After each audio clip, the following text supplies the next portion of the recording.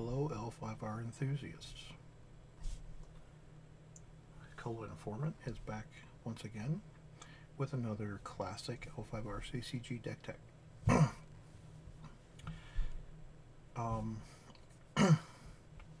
Of all the decks in the J-Dark, this was my favorite. I am a little biased. I had a lot of fun playing a lot of decks, but this deck in particular was extremely powerful and was also in clan.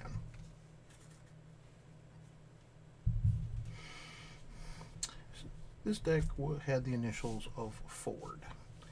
Fox Oni Ratling deck. Now, this is going to require a little bit of context.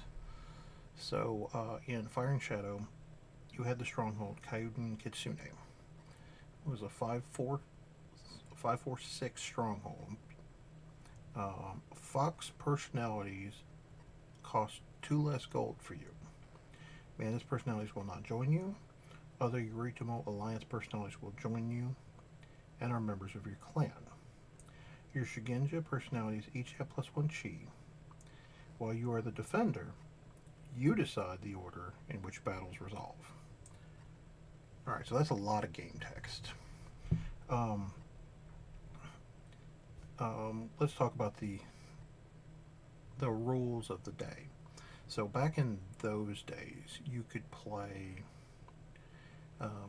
you could bring personalities into play for 2 less gold if they were of your clan.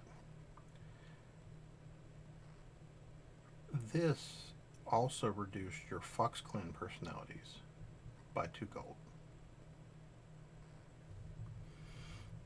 Okay, things get interesting now. Very interesting. Your Shugenja personalities each have +1 chi.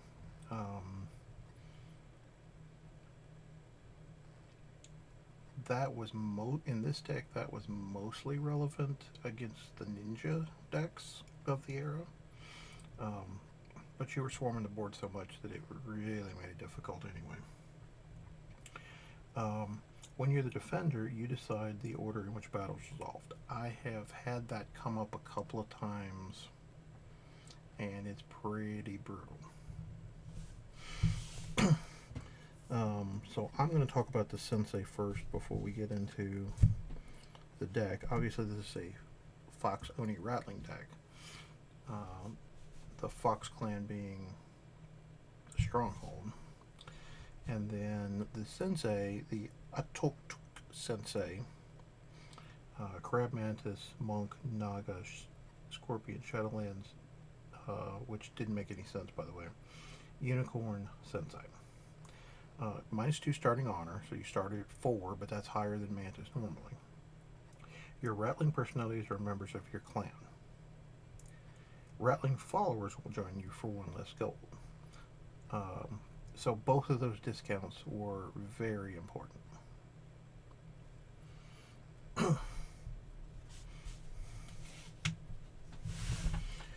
Alright. Now, there were several builds of this deck. Some of it ran more gold than this.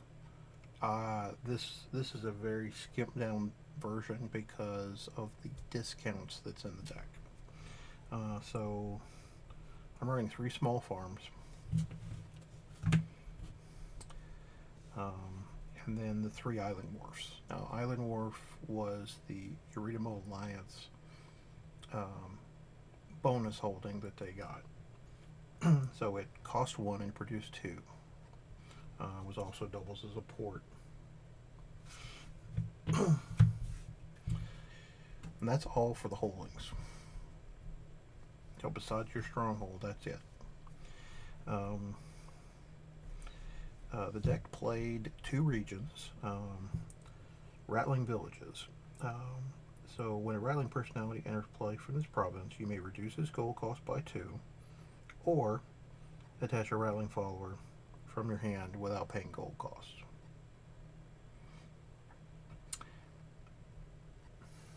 It varied on the situation, but most of the time you would bring a Ratling into play and put a free follower on it.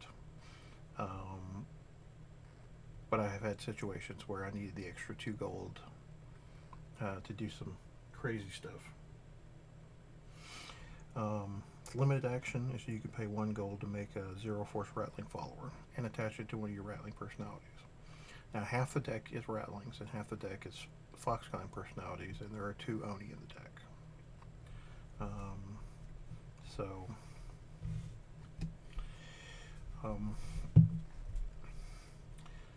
your events in the deck: Doom of the Dark Lord.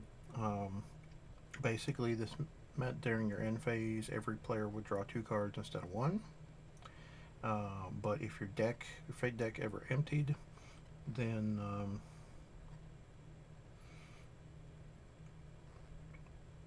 and you went to draw a card, you'd have to destroy your rightmost province.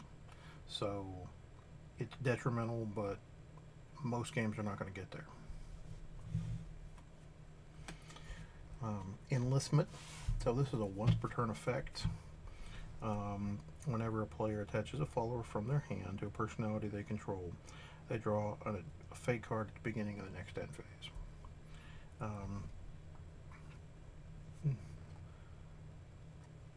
Again, it was a heavy follower deck, which were very rare in those days, not like the later eras of the game. Alright,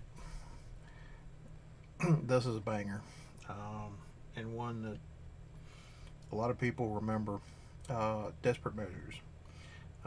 Destroy this province this card came from. Destroy any other 1 province. Lose 5 honor. So basically, I burn a province to burn your province.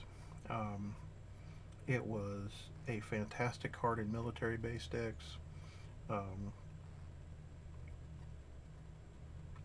And usually was pretty ridiculous.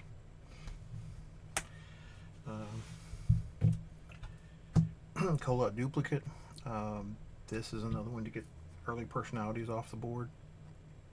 And the personality gets shuffled in.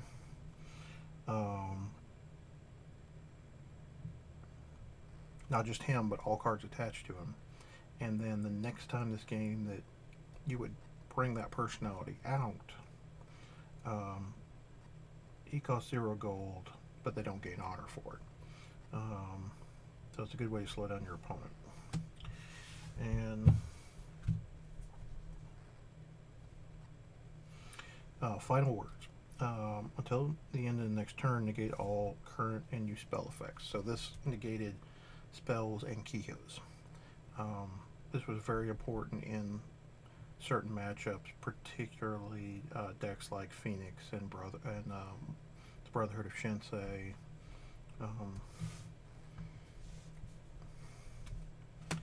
Alright, now let's get to personalities.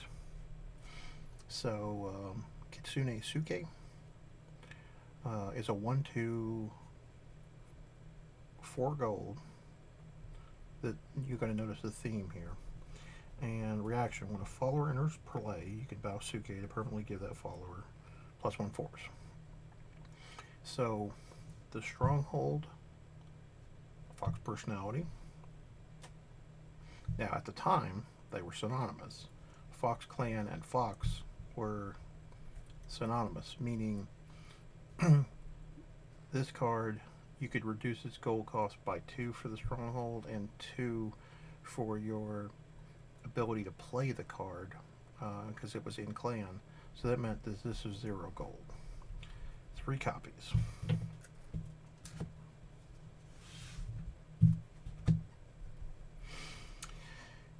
Ryosai, a 1/3 4 gold Fox Clan Shugenja. Doesn't have an ability, doesn't matter, it's basically a vassal for followers and not much else. Again, 4 gold, meaning it's free.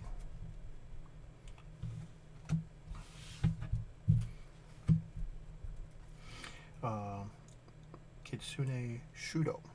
So it's a 1/2 for 5 gold. Fox Clan Gunso Samurai Yoritomo's Alliance.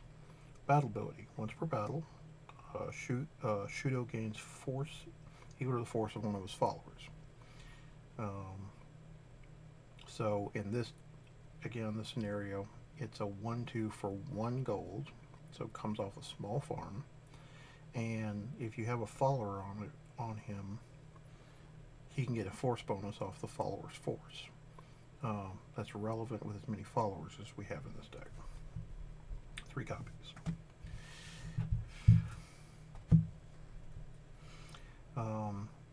Kitsune Dairo.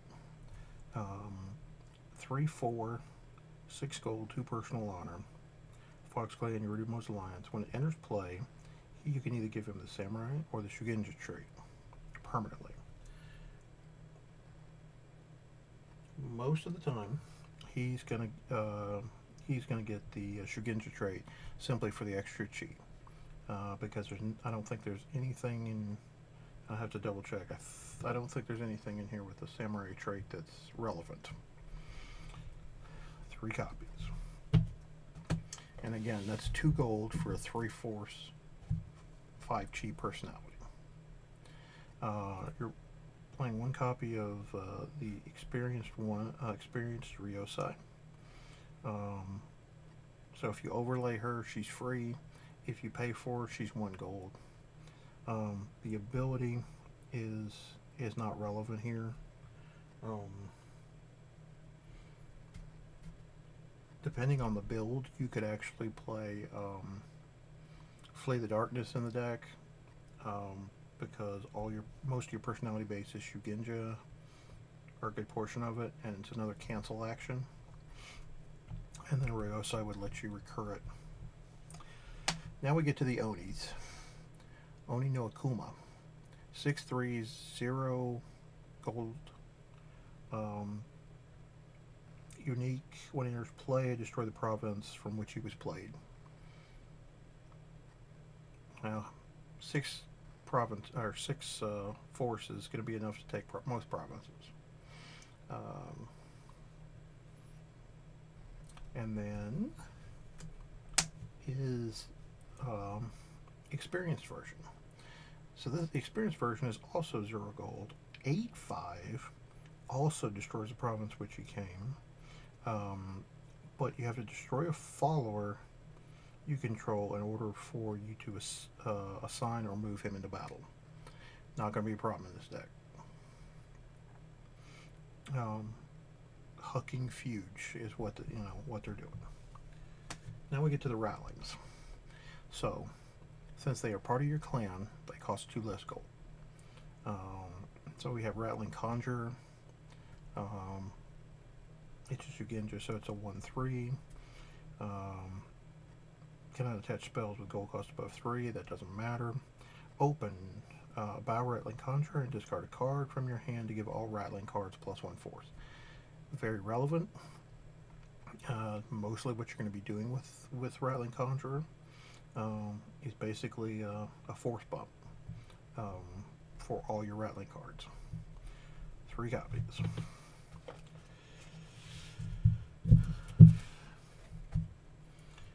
Now, other versions ran other Ratlings.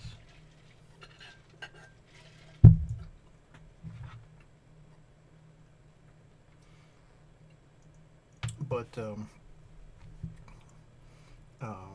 I ran these. So Metuk is a 2/2 for essentially 3 gold, because you're never paying full price for these. Once per battle, give one of your Ratlings +1 force or +1 chi for each of his or her Ratling followers. Again, humongous force bonus. Most of the time, you're going to see 2 or 3 followers on a personality, so it's very easy.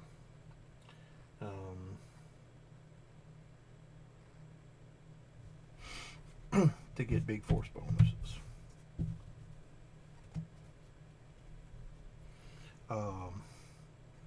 Zoratic, 3/2 for 3 gold.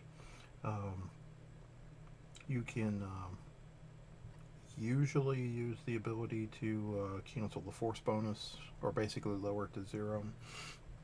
most of the time. It's basically the efficiency of the body, nothing more, nothing less.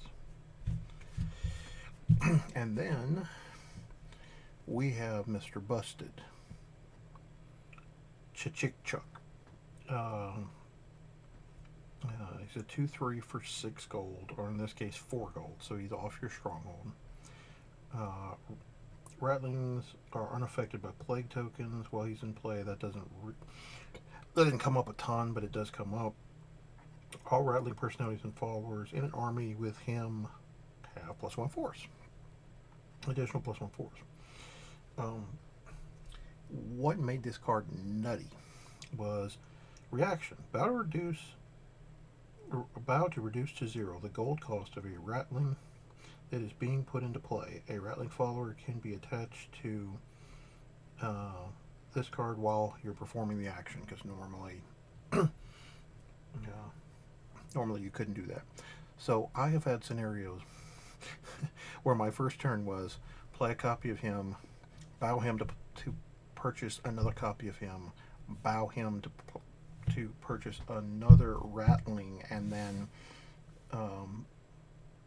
the Fox Clan Shugenja for 4 gold came into play for free, so I bought 4 personalities on turn 1.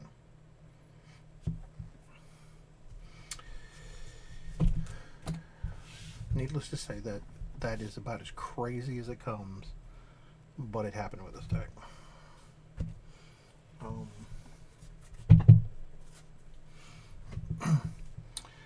So now to the Fate side. Beyond the Sensei, we ran 3 copies of Take the Initiative. This was a Hidden Emperor 5 card that basically said play immediately after starting hands are drawn before the first turn of the game begins. You get to take the first turn, and then it continues clockwise from there. So basically, it literally lets you take the initiative. So lower clan deck, most of the time, lower honored decks played this card. Shadowlands was notorious for playing 3 copies of this. It wanted to draw it, it wanted to go first. It wanted to flip the, you start with higher honor, you get to go first in this game. And that was it was a very interesting and honorable mechanic, if you will. But this card literally lets you turn it on its head, and it was lovely. 3 copies. Sneak attack, for when you have to have the first action while attacking. 3 copies. Superior tactics, you want to blow up terrains.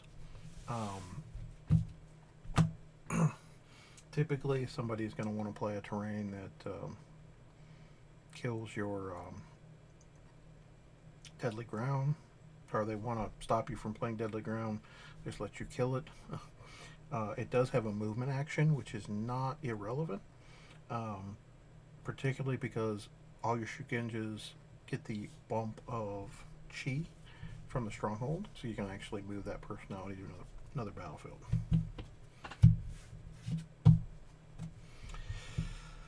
Storms of War.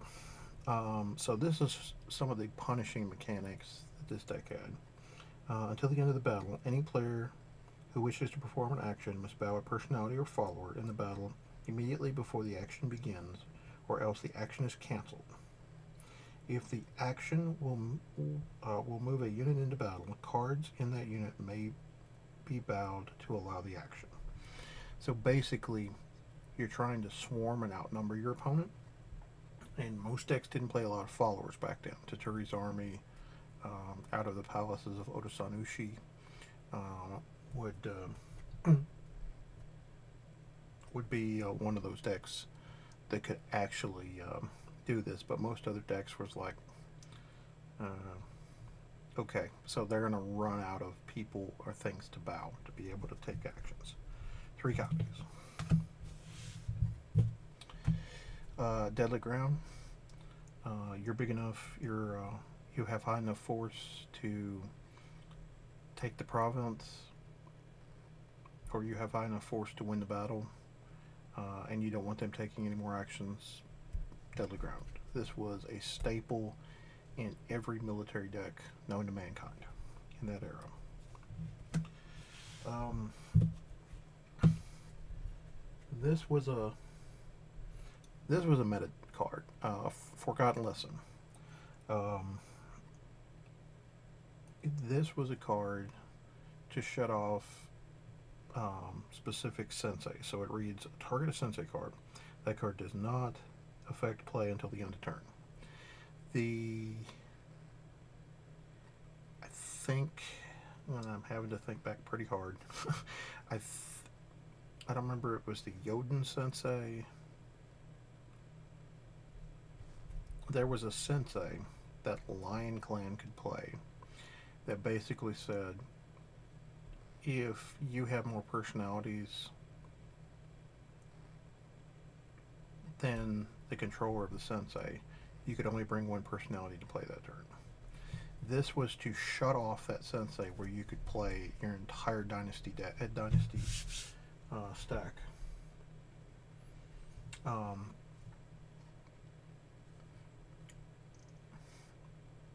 That turn, because it just slowed you down. You want to get a massive personality boost, and then you want to start slapping followers on guys where it's just dang near impossible for your opponent to do anything. And Lion was one of the few decks that not only that could tempo you. So you wanted to you wanted to stop that pretty hard. So I could only find 2 copies in my stuff. I would have probably ran 3 back in the day. Avoid Fate. Again, there's certain things that, certain events you want to stop. It's particularly ones that gain honor and force duels and do stuff that is going to hurt you. This is another punishing card. Crushing Attack. You can only play Crushing Attack if your army has more than twice as much force as the opposing army. The battle action phase ends, and the battle is now resolved. So basically what it does is it's the same thing as Deadly Ground. Your opponent cannot take any additional actions. You resolve terrain if there is one in play. Calculate force. See who wins, etc. But basically this locks them out from doing anything further. 2 copies of that. Now I will tell you, there should be 2 copies of A Test of Courage.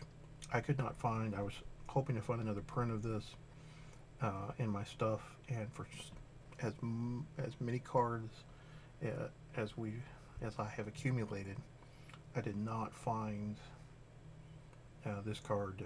Didn't find any more copies. Haven't dug through my other stuff to replace it, but I've got a Confusion in Court in the other spot. But basically what A Test of Courage does is, if a personality has been targeted by the action that would remove him from the battle, you get to cancel the action.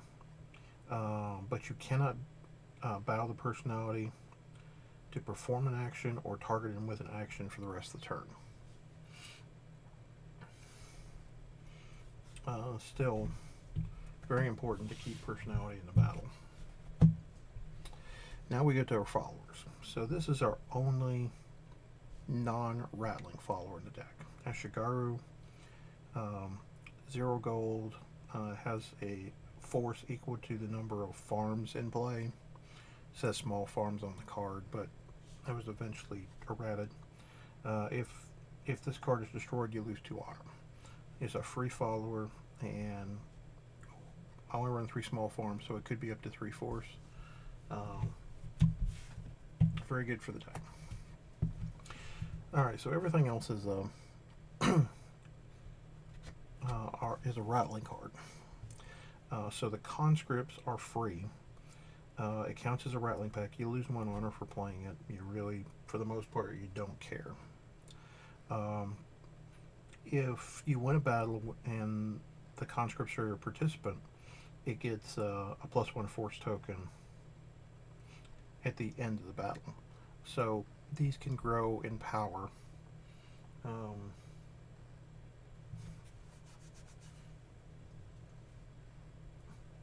very quickly. 3 copies. Ratling pack, so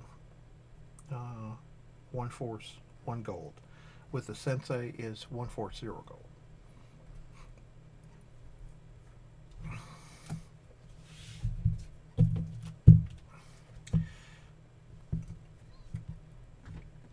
Tattered Ear Tribe. So this one lets you do some very interesting chaining, if you will. So it's 1 force, it's 2 gold. With the sensei, it's 1 force for 1 gold. When this card enters play, you can get any one Ratling pack from your Fate deck, show it to your opponents, and put it in your hand. So far, all of our Ratling followers have the Ratling pack trade, so you could search for any of those. We're running 3 copies. Basically, it's a tutor.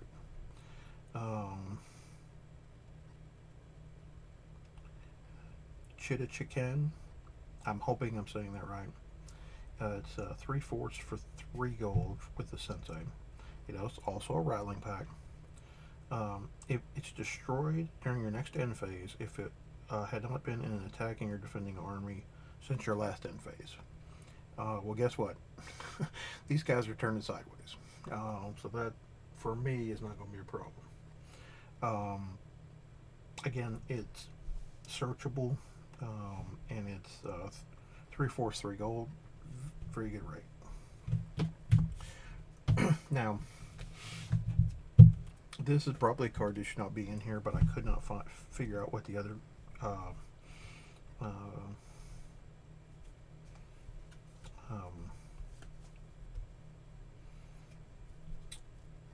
what the last 3 cards should be. So I've got 3 Ratling Bushy. So this is 6 gold, 5 gold with the sensei. It's 3 gold, but it's +1. It has a +1 force bonus for each Ratling pack in this unit. So every follower in the deck is Ratling pack. The Ratling villages make 0 force Ratling tokens. 0 force Ratling pack followers. You can kind of see how it can get out of control. And between